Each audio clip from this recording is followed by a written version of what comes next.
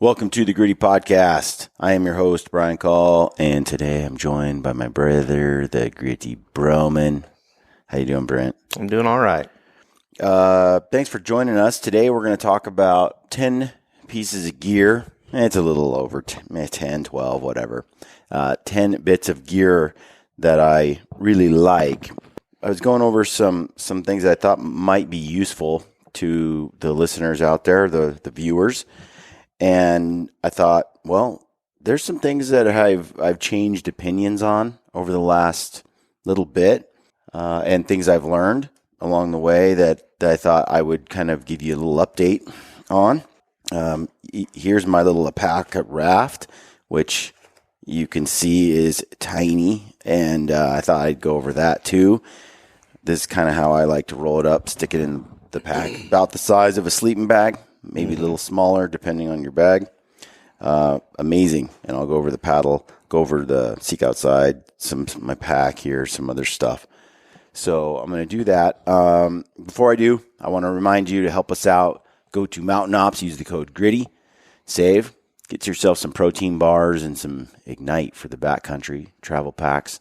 Some of my favorites. And some of the gear I got here, the alpaca raft. That's another one. Use the code GRITTY2020 with alpaca, and you save good there. And sissy sticks, which is on the list today of gear that I like, that I'm loving. And these are the carbon fiber upper with the aluminum lower. And these poles have been incredible. I've used a lot of poles over the years. We've made little updates to them. Continue to kind of request changes to be made, Ryan and I, as we are testing and retesting and using them, and they're just getting better and better every time we get a version back. Get yourself on that. Also, we did our boot podcast the other day. We talked about sheep feet. Check those out. Those are custom orthotics. They make them custom for your foot specifically. And they have been incredible. You use the code GRITTY there. Also use the code GRITTY at Treeline Pursuits. Our buddy Mark Livesey has put together an e-scouting course. Everyone should get it. Everyone should take the course. It's pretty sweet. It's going to change your world. Even if you think you're really good at e-scouting, you're going to learn a lot from this. This is a real professional course. Tracks your progress as you're learning. Really does a great job of walking you through. It's a great deal, and you use the code GRITTY there, and you save. Helps us out, and that is an excellent. I just can't recommend it enough. And then Seek Outside, which we have today. Check this out: the tiny, lightweight, little itty bitty titanium backcountry stove. Use the code GRITTY at Seek Outside, and you get 5% off. That's a great deal, too.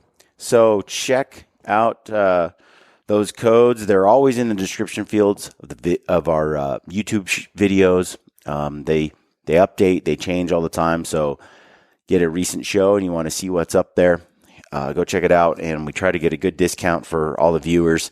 And then of course, we get a percentage of the purchases, and it just helps the world go round. So thank you for tuning in and for supporting the show like that.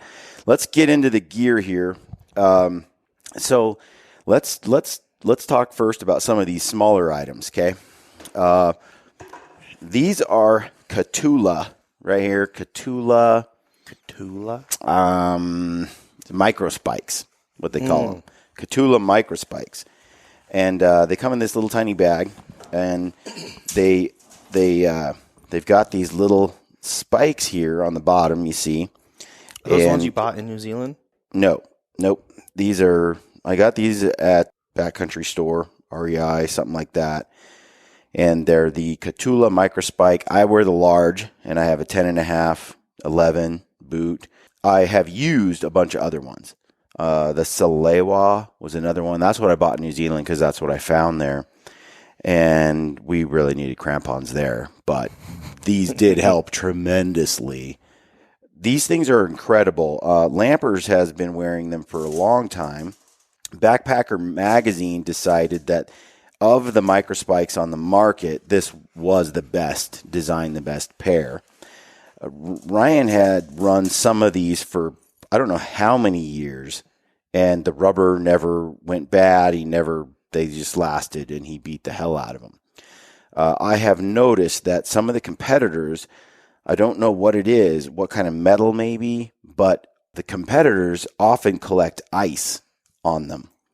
And they just, when the temperature is just right and the snow is a little bit cold, but it's snow, but it's melting a little bit. And then it's just like the metal just grabs that snow, and then it's ice, and then pretty soon you got a 4-inch block of ice you're trying to kick off these things, and with every step they pick up ice, and you kick off the ice, and it's almost worse than having them.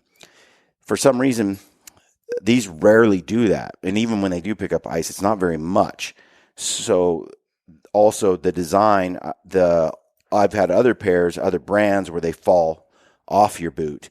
You're walking along, all of a sudden you look down, and one of these has disappeared in some pothole like miles back, So usually that's a snow problem.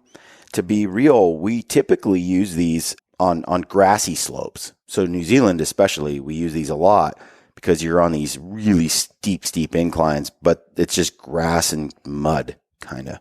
And these are incredible how they change the game. So they do great in the snow too when it's just that when you're not going to use snowshoes, it's just not quite snowshoe snow. So I can't recommend these enough. I don't know what else to say about them. They're a must-have if the conditions are at all wet and you're on steep terrain. We use these a lot, and it'll reduce. Well, first of all, sliding 200 feet, down a slope with a heavy pack on, but they're a game changer.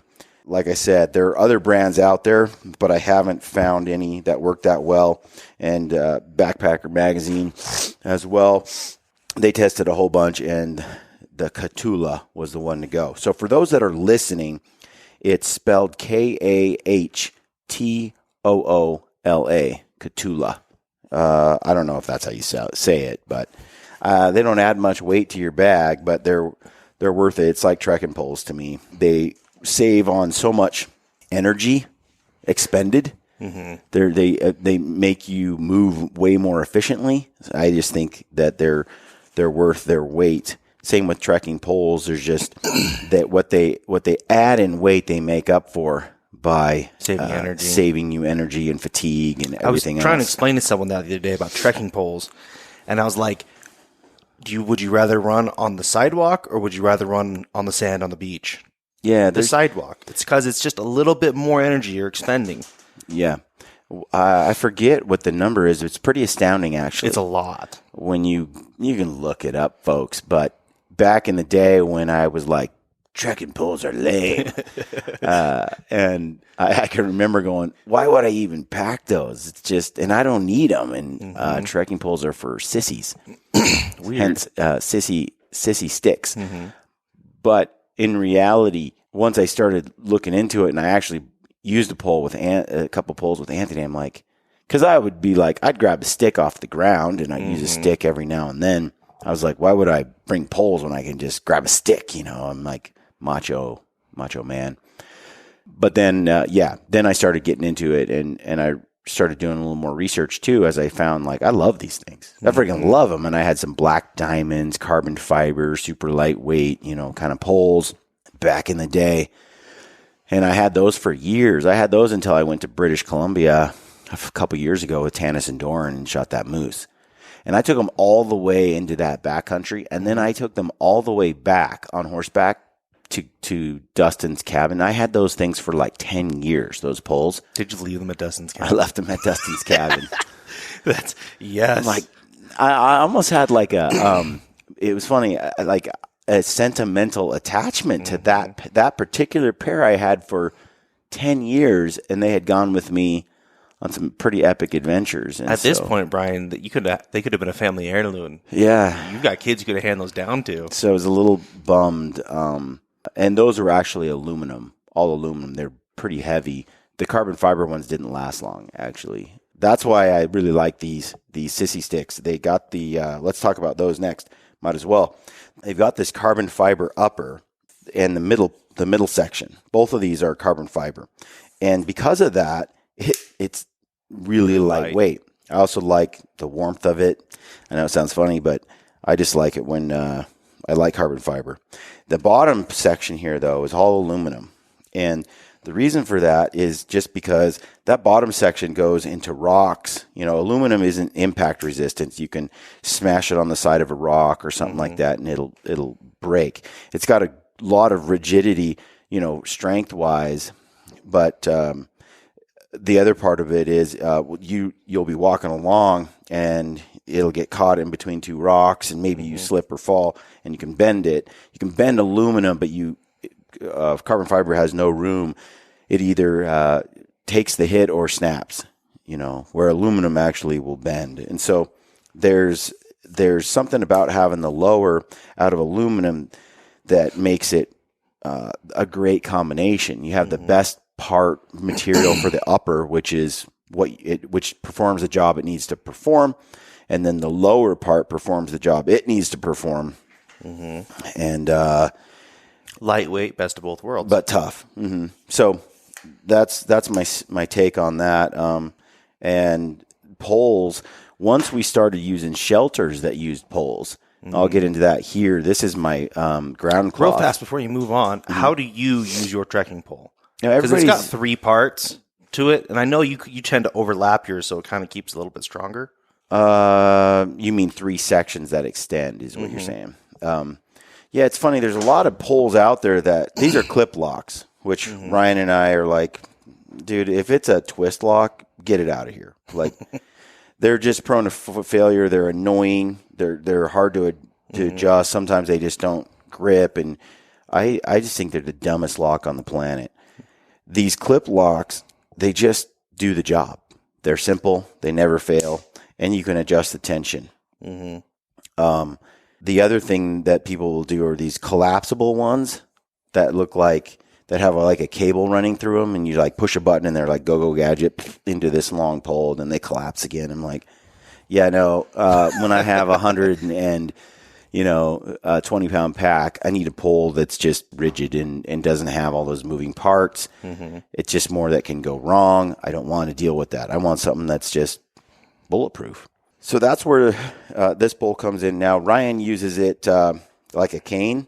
Literally, that's why this top is built like this, because we've looked at other tops, and we talked to Bryce about that and been like, who owns Sissy Sticks? And we're like, hey, he's like, what do you think of this handle? What do you think of that handle? And we go back to this. Ryan can't, old man cane. Ryan likes this old man cane like this, and he puts a lot of pressure on it, and he kind of does it like this, and it's just how he prefers it. Puts less strain on his elbow and tendon. Or is he just paranoid about breaking it?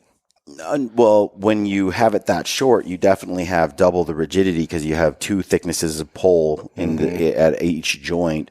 But no, it's just he talks about some fatigue in the shoulder and the tricep, by doing this all day, and I'm just jacked, and I've said that before, so it doesn't bother me. No fatigue there. But I think what happens, I like to run them, about at a 45, like you're kind of supposed to, like they say, or like they're designed. But I also don't like to make them longer and tall. So when I'm going downhill, I need them longer because you've got heavy pack and you're bending over now. Yeah, and the pole is typically reaching out in front of you, and so it's going to hit the ground about 6 inches sometimes, depending on the grade, or even a foot, lower. So I like to raise them. I like them longer when I'm going downhill. But then when you're going uphill, I like them shorter. Right, is that why you also have that extra long grip right there? Because you keep moving up and down on that grip. So this is right now. This is a little bit newer pole. It's got this choke grip on here. Yeah, that's cool. I like that. I like the choke grip myself. That's why I wanted it here. I requested it because when you're hiking up a trail, I don't, and it's long. It's for going downhill or just on regular terrain. But then I'm climbing a hill. I don't like to readjust the pole. I like to just move my hand down lower on the pole, on the grip, and use them. And then when I hit flat again, grab it here, because you're constantly up, down, and I don't want to adjust the length of the pole. And so this choke grip is nice. The other thing I would like to get is a cork grip, although I do really like this grip. Mostly, though, I would say like Ryan uses it as a cane. When I'm going uphill, I use the top as a cane too. I often hold it, and downhill, I use it as a cane. This top grip a lot. It's better for your hand too, because your hand's not frozen in one position 24/7. Yeah, I the mean, ability to manipulate and move it. I do like to move it around from my hand position, especially when you're going 10 miles in a day. That repetitive motion, that grip can, fatigue or cause some problems. Mess up your hand. I like to just switch it up, move it around. So I do use this cane kind of handle for uphill too, downhill. Ryan almost exclusively uses it like that. I kind of switch it up all the time. Someone asked on our last gear dump, how much of the aluminum do you actually extend? Because some people, the person that asked the question was saying they don't like to extend their aluminum very much because they think it makes it way stronger down at the bottom. I extend the aluminum almost all the way. Really? Yeah, I don't extend the top very much. Oh, okay. So I see it the opposite. The aluminum part of the pole is the part I'd like to beat up the most or expose the most. The carbon fiber is tough, but still it has a stop marker where it says don't extend it beyond this point.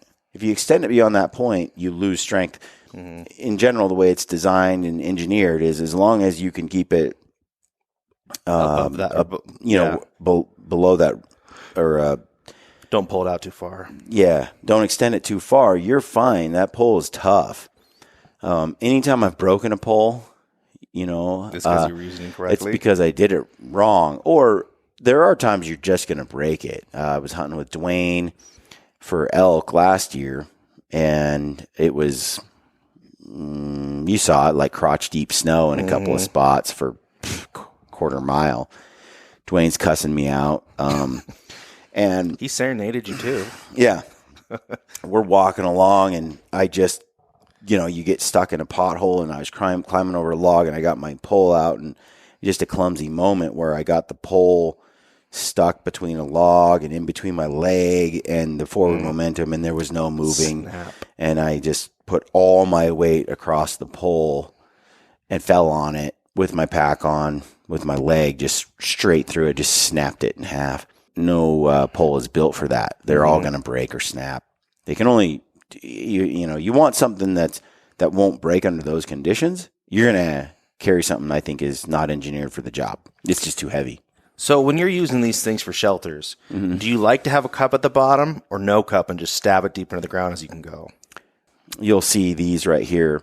These are small, really tiny cups right here, or I don't know what you call them. They're not cups, but we call them grass catchers. Why do you call them grass catchers? Because usually they come on poles, they're too big, and as you're walking through tall grass, you're like trying to pull your pole through it, and you're fighting it.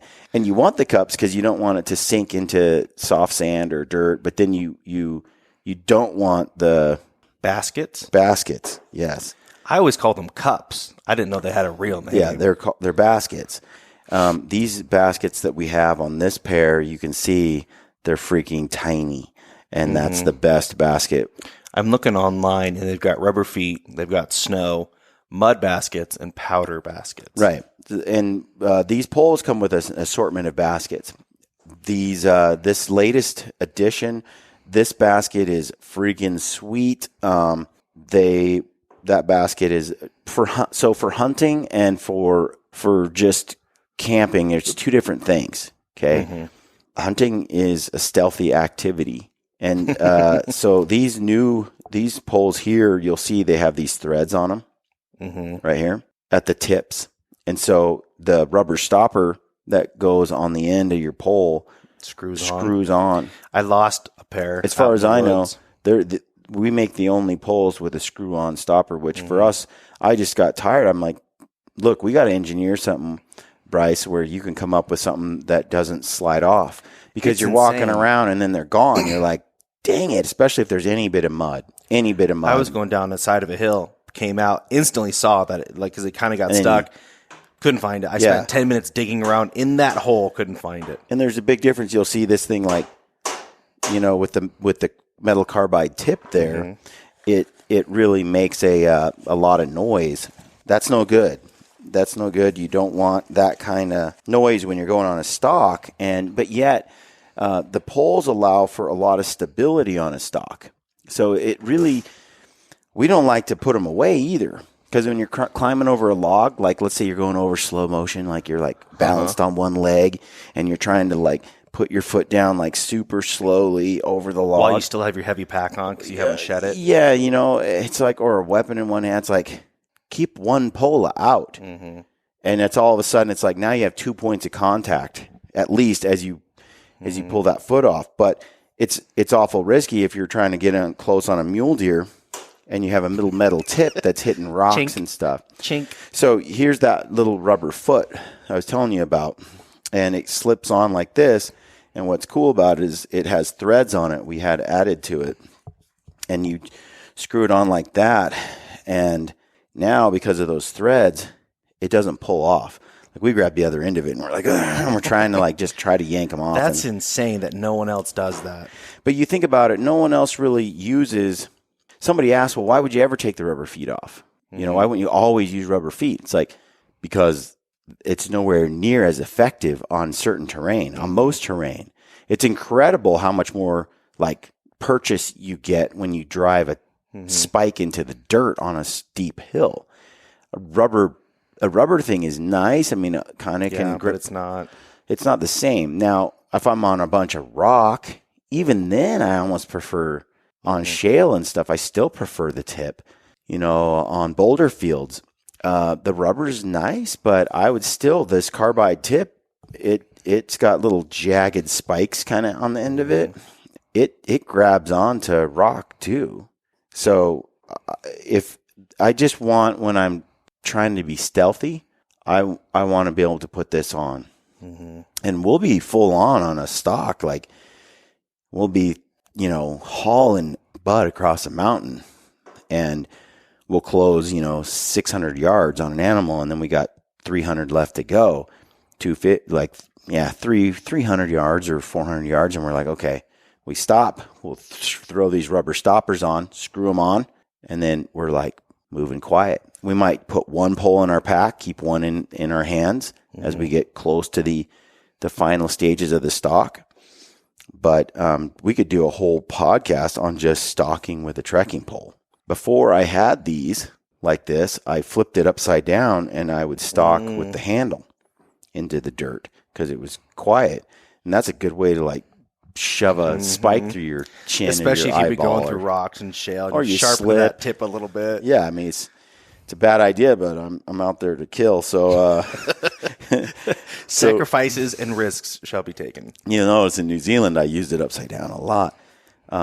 Anyway, so that's something that is nice. So I overall, we're just kind of continually upping the design a little bit and improving it a little bit, little by little. But that's the trekking pole, and you also can pick them up for such a killer deal with the code Gritty, and you save quite a bit. And I think those poles sell for, with the code, I think they're just over $100. Similar poles at REI and such are somewhere around $120, I guess, or something. Or $220. $220, yeah. They're over $200.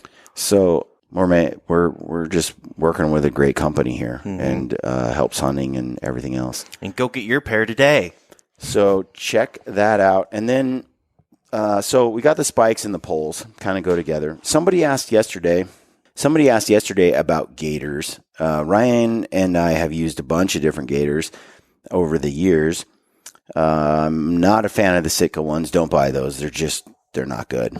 Now the Sitka, like the summer weather ones, they're okay. They're pretty decent. Those are just to keep, like, let's say you got shorts on or it's hotter weather and you're just trying to keep dirt and stuff from getting into your boot. I forget what those are called, but the snowshoeing type, the snow, the water, People ask, well, what gaiters do you recommend? Well, there's a bunch of new ones that have come out on the market that we're messing with. And then Ryan and I are testing a pair that a good friend of ours is putting together, and we're probably going to recommend those, but they're not quite ready yet. Just because you can tell them what to do and make them how you like? Yeah, pretty much. And I think we're going to those will be out here in the next few weeks. I've seen the prototypes. They're pretty slick. We've beat those up quite a bit, so there's a little hey, this is coming plug. But to be honest, they're kind of built off our favorite pair of gaiters, which is really the OR research. Which is what you and Ryan have both been using for years. Ryan has been using them for years. I've been using, because I'm working with Sitka, I've been using their gaiters a lot, and I hadn't hunted a lot in the snow, late season, that late in that deep of snow. And so I didn't, and I'm not a gaiter fan. Like I've talked to people, if I can get away with not wearing gaiters, I'd prefer not to wear gaiters. Same. But I was able to use the gaiters in BC with Tanis and Doran, went through those right away. Then I used them in New Zealand, went through them in a couple of days. I brought 2 pair with me. By the end of 6 days, both pair were trashed. Ryan used OR Research. They looked like new when we got done. And due to their design, I wondered why a lot of other companies haven't modeled after that gaiter, because it's a killer design. So I look at some of the other manufacturers out there, and I haven't used their gaiters yet. Like, I think Kuiu has a pair, and I've seen a few others, and I'm like, but I look at the design, and I just see some flaws. Yeah, I'm like, okay, that looks like it could be a problem to me. Why would you do it like that? It's like someone who doesn't use them a lot in certain conditions designed them. You know what I mean? I feel like sometimes that happens a lot, where people design a piece of gear, but they don't really use it. And so they think they hit a home run, and it's like, no, not even close. No. There's no substitute for just beating the hell out of it in the conditions you're going to use it in to find out if it works or not. The prototype stuff that we're running right now, that Ryan and I are running, and if you watch the bear film, the last bear film, Ryan's wearing them the whole time. So I sweat like crazy. So I wasn't going to wear them unless I needed them, and I didn't. So that's what happens when you have hydrosis, hyperhidrosis, sweaty feet, which we talked about in the the boot podcast. Anyway, the point is, Ryan's been running the hell out of them. I've been running them now on the mountain here just to test them. And he wore them on that bear hunt. You'll see them. They're just a black. And if you look, you'll see them in some scenes. But they're an off-brand right now. You don't know who makes them. We're not going to tell you just yet, but they're cool. And we'll probably, as soon as we're done verifying how they work, we'll start recommending them really soon. So if you can hold out and get a pair, get them from us through the companies we're working with, which will be out maybe in a month or less. Fingers crossed. Yeah. Okay, so let's talk about poles for shelters. What I like about, there's a lot of shelters on the market right now that leverage trekking poles. So anytime you can decrease the weight of your shelter, that's great. And you have a tool that does 2 things. So it's what holds up your tent, but also it's what you power through the mountains with. And so it's an efficient use of a piece of gear. Now, one thing that we do is, that brings me to my ground cloth. Okay, so this is my ground cloth. It's just a little, so this tarp is from Z-Packs, and it's You've huge. had this one forever, right? I think I bought it in 2008 or something like that. 10? I don't remember. You had it before I left on my mission, which was 2009, so it was 2008. Okay, yeah, that's what I thought. So this right here is a Cuban fiber tarp, and it's 10 by 12. It's big. And it weighs 6 ounces. So you should unfold the whole thing and show people. It's gigantic. It's a tiny little Cuban it's fiber. A little pill right now. And I have beat the crap out of it over the years. Like, beat the hell out of it. Now, it's probably as big as this conference room table, bigger. So it's, 10 by 12 or 8 by 12. Something like that. It's 12. I know that part. Something by 12. Do they even make that anymore? Probably. It's just a Cuban fiber Tarp. I haven't looked in a long time. But I've often packed this because let's say a rain squall comes, it just in the mountains just comes and just starts dumping. Mm-hmm. I love to pull this out and just everybody climb under it. Let that squall hit us, and then you pull it out and stuff it right back in your bag. Cuban fiber doesn't really soak up water, which like sil nylon and others kind of do. You can't shake it off. This is kind of like a plastic bag almost where you shake it off and the water will shed. Mm-hmm. But I turn this into my ground cloth because I need a cloth that I can roll out on the ground that's puncture resistant, that doesn't get, and you can always use like a Tyvek sheet or. Mm-hmm. I've used a lot of Tyvek. It's cheap and easy to get. And what's their name?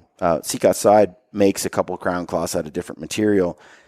But I was having trouble with my AirPad getting some holes in it in some of the country that we were in. And I think it's partly because my ground cloth is sort of like a sil nylon material. And although it's pretty waterproof, it's not that puncture resistant. Now, this right here, this ground cloth seems to be absolute money. Like nothing punctures through it.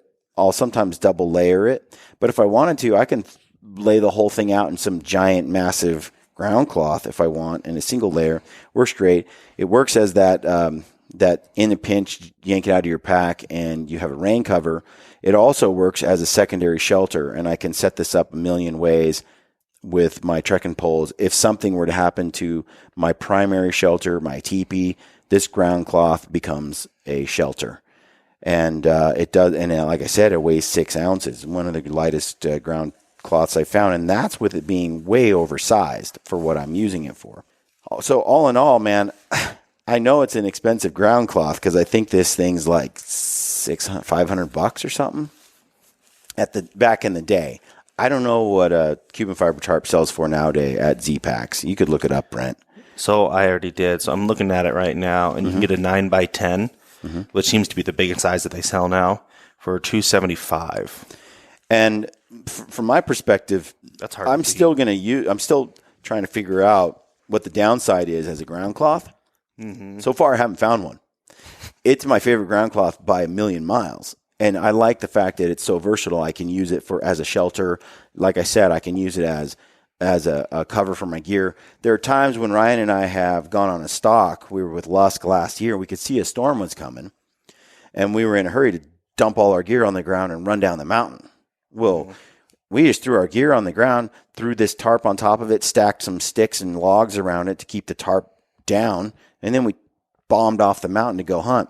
Because I've learned the hard way that sometimes when you take your stuff off and you leave it on the ground and you go, and a storm comes in, it gets soaking wet, everything's drenched, and you come back to all wet gear.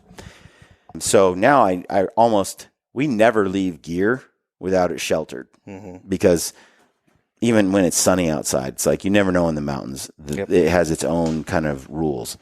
So that's a little tip. Right now, I'm finding Cuban fiber makes a great ground cloth. That might make some people cringe because it's such an expensive one. But as far as I can tell, I mean, first I was like, I babied this thing for years and years and years because I'm like, it's an expensive item. I can't seem to wreck it. I don't know. I mean, maybe another year or two of using it, I'll wear a hole in it, sleeping on it or something, or maybe I'll puncture it. But with Cuban fiber too, it's pretty easy to fix a hole. You just put a Cuban fiber patch, it's like taping it, like Scotch tape, like done, masking tape or something. It's just handy. So that's my ground cloth / backup shelter, and I'm loving it. It weighs nothing. So let's talk about the stove, because this is the Seek Outside U-turn stove. It is tiny. And for those who haven't been using the stove, man, I feel sorry for you. You need to look into it because this thing is amazing. So, you got your little stove here, and this lightweight setup is incredible. And all it does is, it's titanium, but this whole thing is just amazing the way that it fits together. Here's your door on the front here, slides open for adding wood and all that. And then what happens is you have this U-turn section, which instead of having our old stove had like 4 metal sides that you'd stick in, and it's a little heavier. Well, they came up with this system at Seek Outside, which is pretty genius. And what happens is they have this titanium section that rolls up like a stovepipe. You can see it right here in this case, which also keeps it from getting smashed and all of that. It's lighter than ever. And this is also where the stovepipe is stored in here as well as the vent or the flue. And what happens is this thing goes around. You just use the stovepipe as material as 3 walls because your front wall is the door. So it shaved a lot of weight. I can't remember. I think it dropped this thing in weight by almost a pound or something. It's a lot.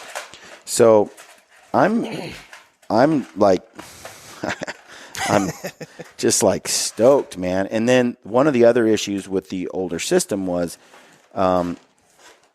it would, you'd pack this up, which could be pretty small, this stove, and you can put that on, slide that into the back of your pack, or you can move this around. You can see it's flat and it's narrow, and so it doesn't get bent up and crushed like the older one was more square instead of long, and so you had to have shorter pieces of wood, which that means you have to have a lot more short pieces. This works out really well, and then you combine that with this design with the pipe holder. And this cover is so nice because now I can throw this in there. It was always a struggle with the stovepipe because it would go inside that bag and just be exposed. And what was worse than the stovepipe being exposed was this right here. You can see the spark collector. You don't want those sparks coming up and burning your tent. And so this spark arrestor would go inside the flue area. Well, that thing would bend constantly or get beat up in your backpack or smashed. Well, with this new design, you can throw it inside this plastic tube. This holds your stovepipe, which I have a tall one because I have a Cuban fiber shelter. I want all those sparks and the smoke pretty far from coming back down and hitting my shelter. So it's got a nice extension on the pipe. It holds that. It holds the U-turn section that also rolls up, and it holds the spark arrestor flue bits so that they don't get smashed and everything. So this design that they've really improved on, it's just better and better. And so it's great for the pack, and you just throw this thing together, and I can weigh this is the whole thing right here. I'm not sure. I can't remember what it weighs. But I think it's just under 2 pounds. Anyway, pretty tough to beat. It's right around that 2 pound mark. And the shelter itself that we've been using is the Cuban fiber Cimarron. That's the primary shelter that we use when it's Ryan and I, and there's just the two of us, but it's 1.5 pounds. So, you're looking at a 3.5 pound deal. And if Ryan and I split the weight of the stove, it's nothing. We're each carrying, let's say, 1.5 pounds of weight, roughly, or just about that. It's pretty cool. It's an amazing little setup if you even need a stove. A lot of this September stuff, you don't need a stove. That's a great bit of gear. And then let's talk about this raft right here while I got it out. This raft is tiny. It has changed the game for us because we're able to cross rivers with impunity, go wherever we want to go. You can see about the size that it is. Ryan's raft is the alpaca caribou, and that thing weighs 5 pounds. And this is the mule, and it weighs 7. So it carries, his is rated for 400 pounds max capacity, and this is rated for 500 pounds max capacity. So I would say that for bear and mule deer, this is a little overkill, the mule, and we're leaning toward the caribou for most of our hunts, except for when we get into a elk-sized animal, then you're going to need a bigger boat. That's kind of our initial take. You've seen the videos on this. You can use the code GRIDDY2020 and get a deal on your boat. You save 10%. I think they're running somewhere between, I think the cheapest, I can't remember what's the caribou. Brent will look it up. But I think it's around $900 to like $1,100 or something like that. So with the code, you're going to save more than $100. And then if you get a little extra, like you're going to need a paddle. And so here is $800 to $950. Okay. Depending on what bells and whistles you get. And then here's the paddle right here. You can see it gets compact. It gets real small. So this is the paddle, and the way that it works, I'll just show you real quick for those that are watching. I like that it can break up into 4 pieces. So I often just put the whole thing inside my pack, the whole bit. But it's like a kayak paddle here, and so you can see it'll go together like this. And be sure to use it right side up, folks. yeah, we get lectured all the time. Ryan used it upside down. First, he used it backwards. Then he used it upside down like this. Apparently, that's upside down. And then this is not backwards and not upside down when you hold it like this. But anyway, amazing, man. Like when you add, I think this is 1 pound. So when you add Ryan's pole and his caribou, it's a 6 pound load. And, it's 6 pounds, but it's a whole boat. And to be able to hunt an area and go, hey, we see an animal over there, and there's an uncrossable river, but yet you've got this, boom, you're across and you're on it, and then you can come right back. And then let's say you're on that side and you're like, well, there's one over there. And you can it just makes rivers into non-obstacles. Furthermore, what's great about it is you can get in and out of areas too if you choose to float. I had dinner with the gentleman from Weatherby, Adam Weatherby, and the guys over there last night. We were talking, and they're headed to go caribou hunt. They're just getting dropped off it's a DIY thing, and they've just got a boat. The boat makes everything possible. And they're going to cross some big, slow-moving river. They're going to get on the other side. They're going to chase some caribou, and then they're going to float that caribou out to the main road. And if you did some e-scouting and planned a trip, you could park 2 cars. Yep. Shoot something, float out to the one, hardly have to hike. Well, you can float into an area and float out of an area. That's kind of what we've been looking at lately. Or you can hike into an area and float out with your load. But we are finding, like, we're looking at rivers going, can we float in too and then save? Because you're moving so fast on a river, by the way, that even if it's a 20-mile float, it's, I don't know how many miles per hour, but it's a couple hours. Something that would take you a day or two. It would take you a lot longer on foot, yep. And burn a lot more calories and stuff too. Bang you up. So, yeah, they've got their new rafts, and they're hitting the caribou hunt. So lots of versatility with this. And like Brent said, get yourself onto Mark Livesey's e-scouting class. And that's gonna open a world for you. You can start finding rivers where you could leverage the raft. That are right next to sweet looking elk and you spots. can do some killer hunting. So that's the alpaca raft. And you can see, like, it rolls up, man. It's like, it slips right into my backpack. Which brings me to the backpack. Okay, for the last 2 years, I've been using the Stone Glacier Sky Talus 6900. I just like the number 69. Actually, the 6900 is a great pack, but it just proved to be too small over the last couple of years. I finally upgraded and was like, all right, I see Ryan and James Sylvester running the Sky Guide 7900. And I was constantly struggling to get every piece of gear in there. It was like a jigsaw, like Tetris, and I'm like, okay, I'm moving everything in, getting it all to fit in. Man, it was amazing to switch to the 79.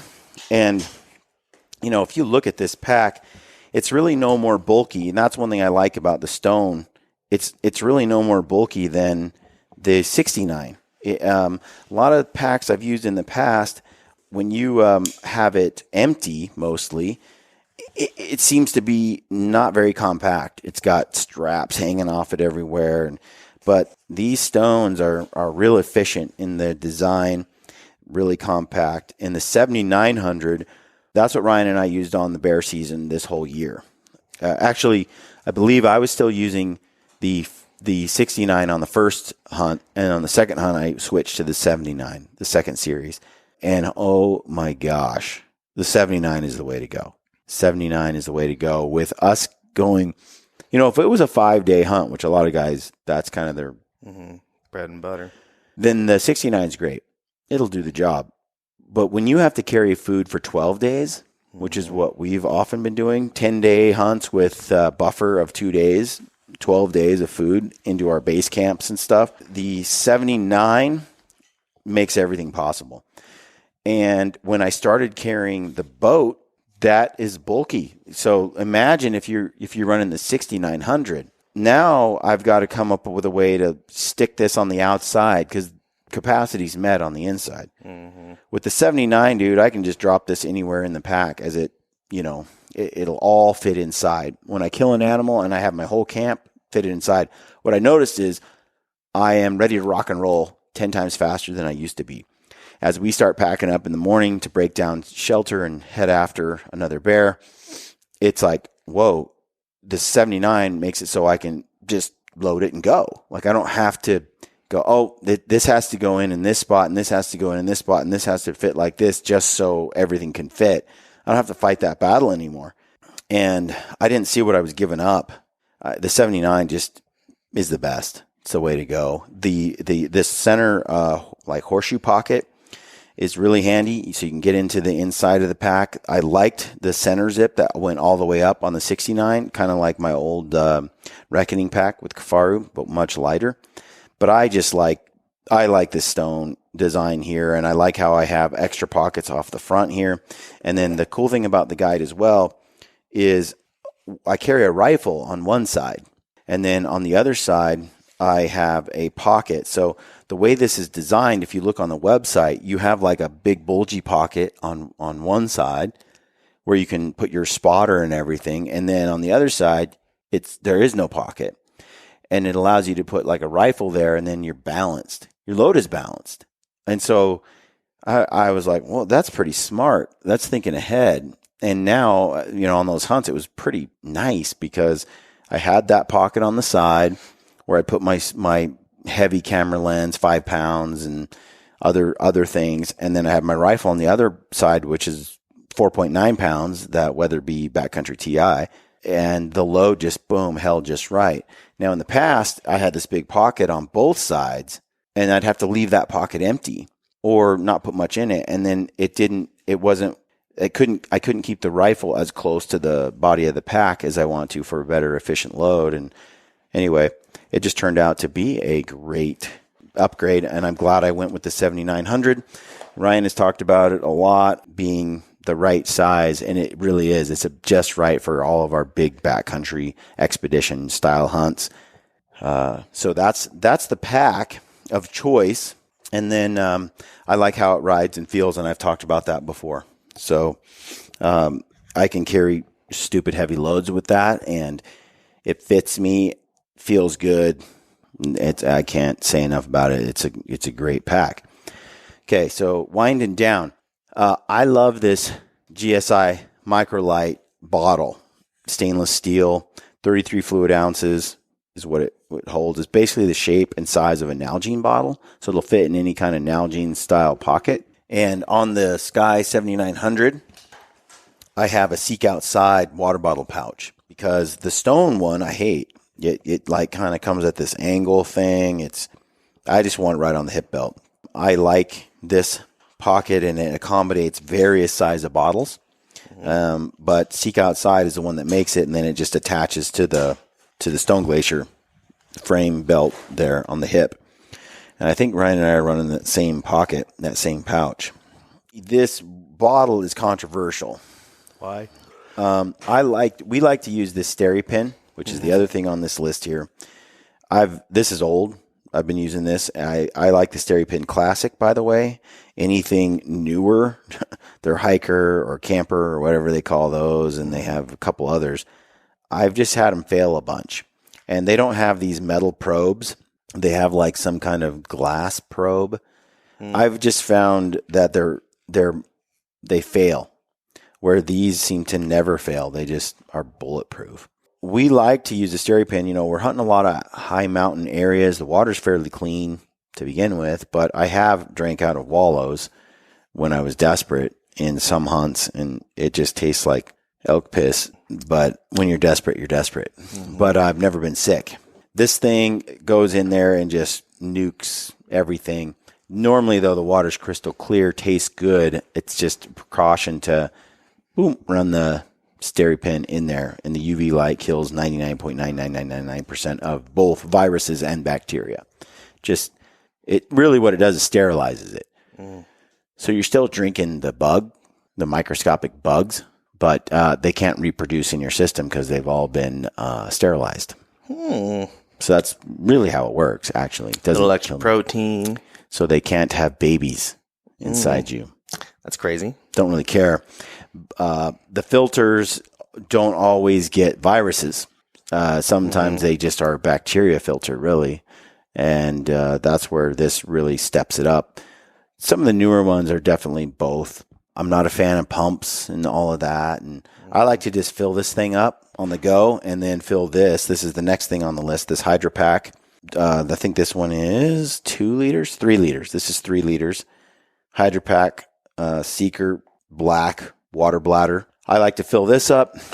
And then go. I can filter it later. You know, with a pump, you're like, pump. I hate pumps. I hate pumps too. I hate them. Generally, you know, if I'm working with a seep, I can find a way to fill it with my it's hard bottle. to pump a seep. And I can also fill this with the bottle. You know, I'll get some water from the seep with the bottle, and then I'll dump it into the main bladder, and I'll use that to... I never drink out of this, ever. This is a strictly dirty water bladder. Every time I drink, I drink only out of this bottle. I dump the dirty water into this bottle and sterilize it, drink it. And that's kind of how I roll. Stainless steel, I don't like drinking out of plastic. So that's one of the reasons that I've been drawn to this. I try not to drink out of plastic at home or anywhere else. Shrink your nutties. It's like we spend a lot of time, you know, hundreds of days in the backcountry or in the mountains, hiking, whatever, probably 200 days a year. I don't like drinking out of plastic at home or on the mountain. It comes at a penalty, though, because it weighs, heavier. I think it's 6 ounces heavier than a lot of other options. So But it's also hot and cold. that's the benefit. The other benefit is it's hot and cold, so it'll keep anything I want. Like there's ice cold water in here with a little hydration packet in here. This ice cold is nice, and then I can add hot Ignite or hot cocoa. Ryan can run coffee and sip on while glassing in the morning. Yeah, when it's cold, it's just you got a hot drink for hours and hours, and it'll stay hot for all Hard day. to beat. This thing right here is Ryan runs it too. All in all, as a water filtration system, this setup right here with the sterilizer, the bladder, and the stainless bottle, all in all, it's pretty dang efficient and light. And this thing right here, although it does weigh 6 ounces more than if I were to run like a Nalgene, it's not that much more than a Nalgene. I've considered running, which I've done in the past, like a little platypus collapsible. Like Ryan has one of these right here that is shaped like an Nalgene bottle. Oh, it's like a collapsible water bottle. It's a collapsible Hydro Pack water bottle. It's just about this same size, and it is lighter, a lot lighter. You know, I think you're probably drop going it. to It probably doesn't shave. make as much noise. Well, that's not really a concern. I don't really drop it, but it's still you're drinking out of plastic, and it doesn't keep your water cold at all or warm. I also like to use this. I know it's going to sound funny to some, but I use it to roll out the calves and the hips and stuff. So I'll use it like a foam roller. I can really put a lot of weight on this, on my calves and stuff, and kind of work out some tight tissue and stuff like that. But all in all, man, it's personal preference. I enjoy my beverages. When I dump in like a liquid IV and a Citrus Bliss Ignite, and I mix that thing up and it's ice cold and it's like that for the next 2 hours, there's a certain enjoyment that comes from that I can't get out of a plastic bottle that's warm. When I am hunting late season, I got no choice, because if I run any other bottle, it'll freeze because it's too cold. So I can dump water in here and it's not going to freeze on me. It's insulated against the inside and the outside. And that's a late season problem. And that's where I... What about your Hydro Patch? Do they freeze in the late season? Yeah, this will freeze in a heartbeat. Mm-hmm. Yeah. But usually when we fill it up, you drop it inside your pack around, other gear, and the water's flowing, typically. It's moving. So it's not frozen. You fill your pack up. It's below freezing temp, the water is. Mm-hmm. And then if you throw it in your pack and you have gear around it, it insulates it from getting any colder than the water is already, right? So it takes a lot to make it freeze.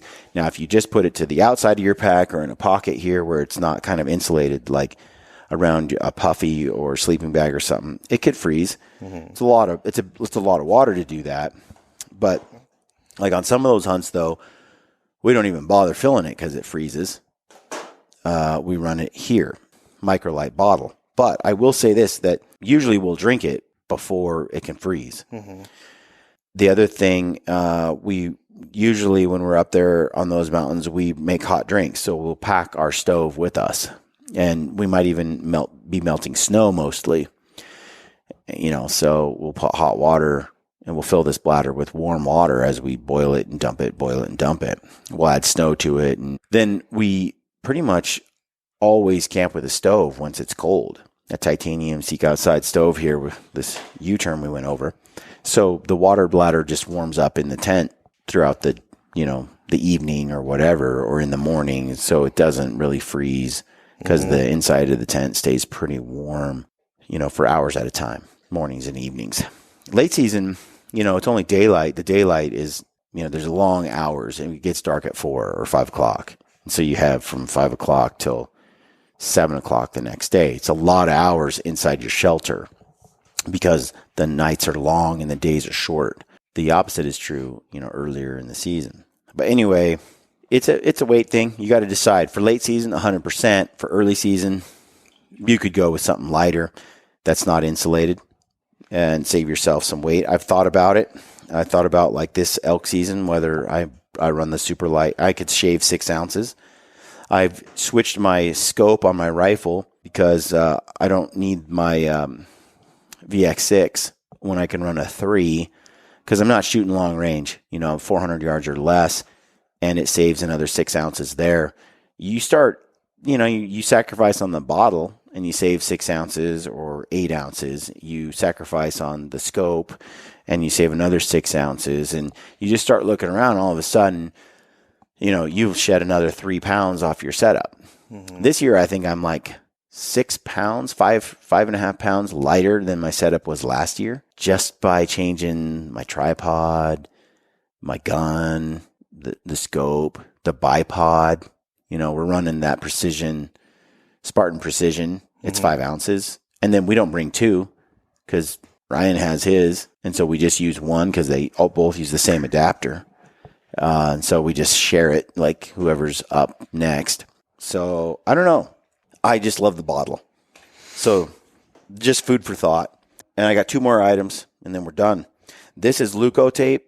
People ask me about this. Now, somebody got on to the last gear deal we did, and they said that they used a tape that they thought was better than Luco. And they said it in the comments. I need to look it up. I need to test that. But what I'll say about this tape is, if there's something better, that's great, because this stuff's pretty damn good. I don't need it, as I talked about in the Boot podcast. KT tape. KT tape. So I run the sock liners, like I said, the socks, the boots. I really don't need this, but I always bring some not the big roll like this. I usually wrap a bit around the pole, my trekking pole, and I wrap some around the little cigarette lighters, the little lighters I use, my Bic lighters around the handle there. So I have some of this along with duct tape. I do the same thing. So I have some on the pole. I have some on the lighters in my pack, and I just bring a little bit with me, not the whole roll. And if I do experience something goes south, maybe, I don't know, get a hole in a sock or you lose some or whatever, or you just have put more miles on it, or you sweat so much and you didn't have time to dry things out and you pushed it on a chase, whatever the reason, you can run this Leuco tape on those hot spots before they become blisters. You can run it on the ball of your feet, on the heels, on the, wherever those spots are for you, across your toes, between two toes. And this stuff will stick on your feet and it'll stay on the feet for a week. It doesn't really move or come off. And it can be major relief. When I hunted with a bunch of people, backpackers and such. And one of the backpacking dudes I hunted with, he didn't use sock liners. Never did. Just wasn't his thing. He used tape, and he had been using tape for years. And he had a little system where he'd tape up here, and this way. And, he just taped up his feet, and then he'd run that tape for 7 days on his feet. You get in the shower, it stays on. He'd run it throughout the week as well. So he used tape and no sock liners. I really almost never have to use this with the sock liner setup. But again, everybody's feet are different. But for some of y'all, this might be a game changer for you. I bring it just for backup, and every now and then after, I can sense that I might be getting some a sore heel or something. It's a lifesaver. Can make all the difference in the backcountry. Lastly, I've used a lot of Bino harnesses over the years. A lot. Someone has a box of dead Bino harnesses that you'll never touch again. Yeah, someone asked me. They said, "Why do you wear a different Bino harness in every hunt? Every film or whatever?" And I have bounced around a lot because I want to test them and see what's what. And I find different harnesses work better in different conditions.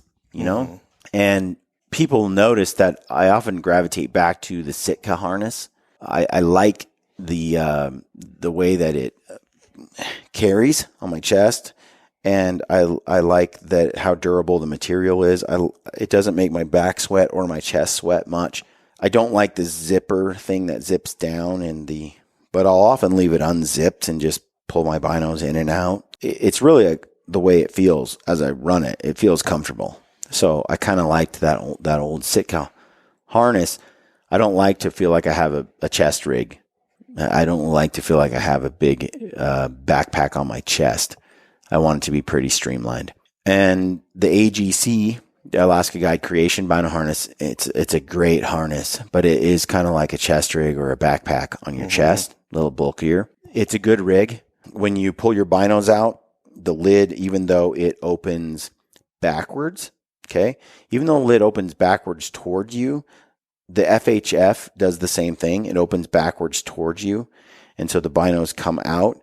In one sense, it's kind of nice because as you pull the binos out, you can pull them up like so and point them forward. And it could be raining, and it keeps the eye cups from getting water in them. Where if you have one that opens, like if you look at this marsupial gear thing, it opens from the back like this. And so in theory, water can hit it. Where if you have it the other way and there's a lid here, you can pull them up and then out and they don't get water in them. That's what they say. But in practicality, I just lean over and pull them out. and most of the time it isn't raining, and both Ryan and I hate lids that open backwards towards you. The marsupial gear is, to us, far superior the way that it goes forward like this and can just sit like that. And I love how I can just pull it in and out just like this. Pull them up, glass, dump them back in. It's a nice fit. And I love the marsupial gear, how it feels. It's real comfortable. I like how it closes here, and I got the zipper on the front. It's got the magnet on deer stock, like in where silence is paramount. I'll open this long before I get anywhere near the deer. I hunt with it just wide open, and it's a nice gaping pocket for stealthily glassing and then dropping the bino right back in and continuing on the stock. When I run with it on, the straps and stuff fit real nice, and it fits firmly to your chest. Mm-hmm. There's not too much strappage on the back that makes you sweat. It's a good harness. And then it's got this soft mesh pouch in the back where you can store things. Like I have a couple extra bullets back here, actually. And then you've got your side little pockets where you can put some gear in here as well, like you name it, a call or whatever. The only thing I don't like about it, is I don't like how the sides are exposed. But as you can see, the sides of mine are not exposed. Because I had Suzanne craft this handy dandy insert right here, which kept the sides that held my binos, nicely, but keeps them from water and rain and wind from blowing in and getting in on the eye cups and on the side. I just had her make something for me. But I was bitching about this on that last hike we went on, and I was saying I wish they had just designed it so that it had some protection there. That's the whole thing with the Alaska Guide. It kind of encompasses the whole bino. And then people were like, oh, well, they have. Now, I haven't looked it up. Maybe you could do that, Brent. But I haven't looked it up. But apparently, you don't need to have your wife make you this anymore. They nice. Make it on their own, which is, they should have done that a long time ago. But anyway, that's marsupial gear. I think it's probably, it's right up there. One of my favorite bino harnesses on the market. And when it comes to a rangefinder, man, I just like this simple pocket. This is my Leupold. I just put it in the pocket it comes with. It goes right on the bottom strap here. It's right here by my right hand. It's always ready to go. I have a little tether, so if I'm in the moment and I have to, I don't have to put it back in the pocket. I can just let it dangle, on the shot on a deer or something. I don't have time to fish it back in. Anthony was hunting coos deer this last year, and he got the rangefinder and he was ranging it, and the buck kind of looked in his direction, and he needed to be able to just let that rangefinder down, but he had been putting it in a tight pocket.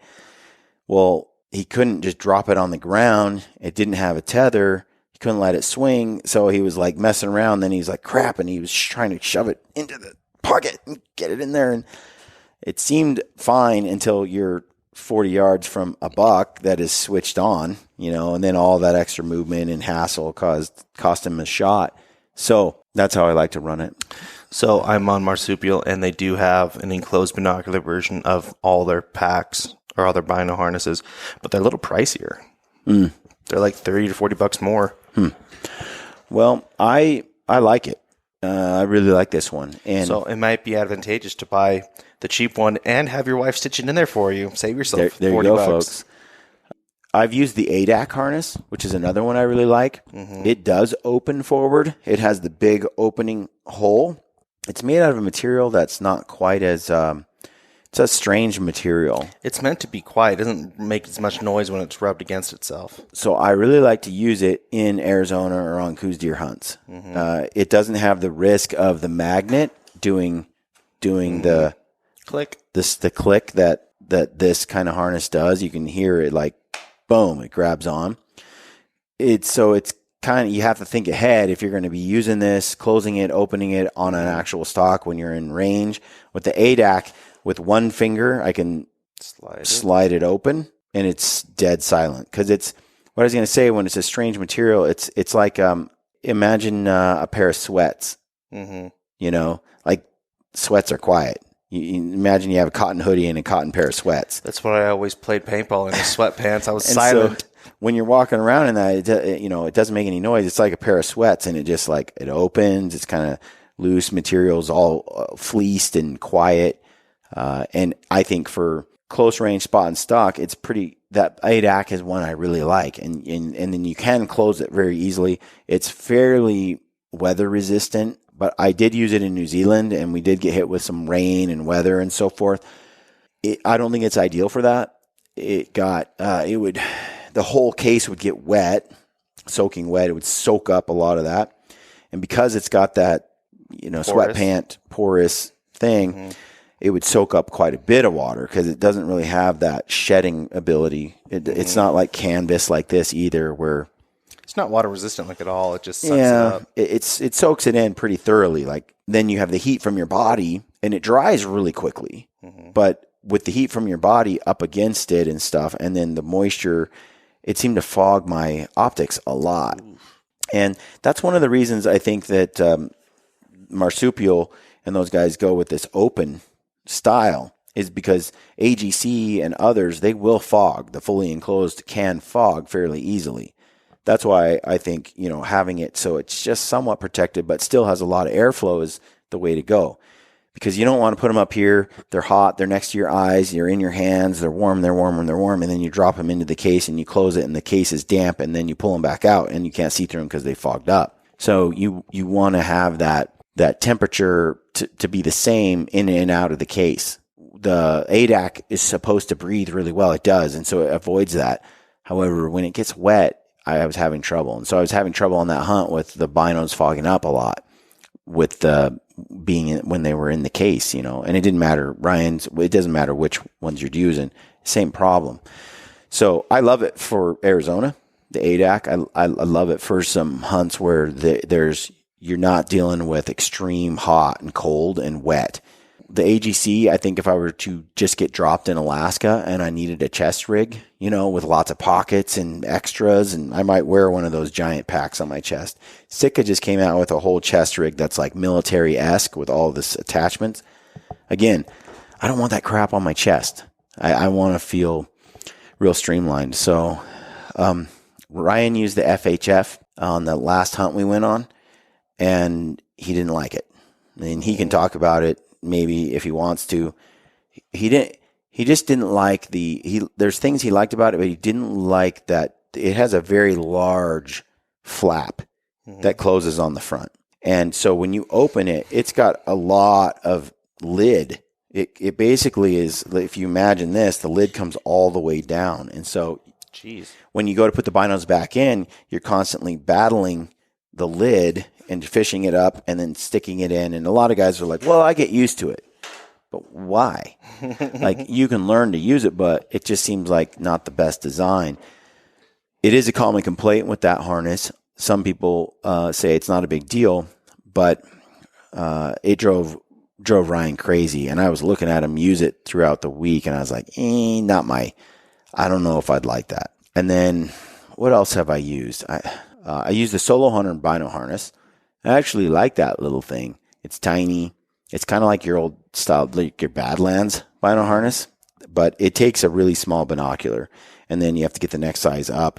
And then sometimes it just doesn't quite close, just like the Badlands. It's got that magnet kind of closure. It is a nice little harness for sneaking up on animals and glassing with, but if I had to choose, it wouldn't be one of my top picks. But it is a good harness. It feels good, and it's really streamlined, and it looks good. I like how it kind of folds open, and you can just sneak that bino in and out. But when you go to close it, you better put your thumb between the magnet and the closure, or it'll go pop, and it's got that material inside that kind of folds it out and keeps it out. And then when that material goes the other way, it pops into place. I don't know. It's kind of spring loaded. So over time, I guess I'm beating a dead horse. I just like that marsupial gear bino harness. It's right up there. One of the complaints I've heard about it is the magnets in it. People will say, like I said, it can snap closed. I just don't try to close it when I'm in bow range or something, when I'm close on an animal. Secondly, they say the magnets mess up your compass. And so if you have a compass and you're trying to read it and you're too close to the magnet, it will throw it off. So you've got to have that thing pretty far, because those magnets are pretty strong. So you got to have it in front of you. But the reality is, I have a compass, and I have one on my watch as well. The digital one that I use, I use a lot with my Garmin Phoenix, but I don't use a compass except rarely, and it's basically as a backup. I got a paper map and I got a compass. If I need to navigate my way out, I know how to do that. Generally, that stays in my pack, and I'm using Onyx on my phone all day long. And I'm navigating between my watch and my phone, and I don't need the compass. If I did need to break out the compass, well, then I would take off the harness. You know what I mean? Mm-hmm. If things got to that level, or if it was even a problem, but I'm just aware that there is a magnet there, and so it's a non-issue. It's not an issue. I can run a compass. I'll be fine. If I were the guy that ran a compass all day long everywhere I went, and that was my style, then maybe something with a magnet in it isn't my thing. We just don't do that. There's much, much more efficient, useful tools in the way of the Onyx on your phone, or Gaia, or even Base Map or something like that at this point, it doesn't make much sense to use a compass when you have tools that give you so much information about the terrain ahead of you and the trails and the satellite imagery and all of it. So, all right, I think that's it. Went over all the little bits of gear. The only other one that I forgot at the house, I didn't bring with me today, that's a new piece of kit that I really like, is that goat knife. And that goat knife by Travis Nowotny, you got to take a look at it. Go to goatknives.com, check it out. Use the code GrittyGoat, and you get yourself a good discount on the knife. But it's a disposable blade knife. In the past, I've used the Taito quite a bit. I've used Havalon quite a bit. I've used Gerber's quite a bit. They all have their pros and cons. The Taito is sort of the one I gravitate to the most. Mm-hmm. I love the Taito knife. I really, when we first started pushing and sharing the knife, we were partners for like a year. Mm-hmm. After that, they did their thing, and I still have been using that knife for years and promoting it. I don't know, 4 years now or something like that. But I've had a connection with those guys. Mm-hmm. And my only complaint on that knife was, I guess the biggest complaint I had on the knife was, as you're skinning, the little lip on the edge of the titanium handle, and I don't know if they changed it. It was a complaint, and we kind of talked about changing it. But it would often, it didn't come down far enough to not catch the back of the blade on the skin or something, and pop the blade off. Ooh. And so it happened a lot. You'd be seeing it and catch, and you catch, and catch. And it was really frustrating because the bottom corner of the replaceable blade kind of hung below the edge of the titanium on the knife. And so that's where you pull it to pop it off. Mm-hmm. That same catch would catch and pop off. So that was one complaint. A lot of guys who've used it know that. They know all about it. But man, it's so light. It's got nothing to it, and it feels pretty good in your hand, that Taito. And it's got the paracord if you need it on there, so it's that multifunctional factor to it. So I've always really liked that knife, and it's a great one. But I got to say, I like this new goat knife better. And I like it because the handle's a little bit longer. I like that length. I can get into some corners that I can't as well with the Taito. I like the shape of it. I like how it feels in my hand. I like that within the handle, I can have like basically 4 bits or a couple of different Allen key sizes, or even screwdriver sizes, whatever you want for whatever your needs are. Mm-hmm. Your bow or your rifle or whatever. It's got a little tassel on the end that is your paracord, so you can always pull that off if you needed some rope or something for something. I like that multi. It comes in orange, bright orange, so you can see it if you tend to lose your crap all the time. And it's got the blade never pops off because it's designed better where it slips onto the knife. So And then Travis is a good dude. He helps with Ryan's Western hunting summits. You know, he's a killer on the mule deer thing. So it's good to have a friend of ours actually making something and supporting what he does. I like that knife. Check that out. And then he's partnered with us too. So that's great too. Full transparency. You know, when you get a goat knife, it helps us out. But I wouldn't, basically we wouldn't recommend anything, because we're partnered. We partner because we like it, and then we recommend it. So that's the reality. We wouldn't be working with Travis on this if we didn't like the gear, and it's a good knife. So check that out for your disposable blade, and check out Graxaw game bags. That's another partner of ours. And those game bags are 6 ounces, boneless, and backcountry. They're great. And they're the size of, I mean, they're smaller than this little bag right here of the Microspikes. I mean, they're just a tiny little. They take up no space. No space, no weight. Mm-hmm. The last thing I want to do is pack in a kill kit that weighs a pound, 2 pounds. It's like, I see some of these kill kits that people bring. I'm like, frickin' A, man. It's like a bag of pillowcases and heavy knives and, you know. We were hunting last year. My wife used one of those as a pillowcase, stuffed some extra socks and stuff inside of it. Yeah. Yeah. It's like I said, it's not very puncture resistant. But you have to watch out for them bones. We got to watch out for bones, and then you got to watch out when you're hanging in a tree or whatnot that you're not like getting it stabbed, you know.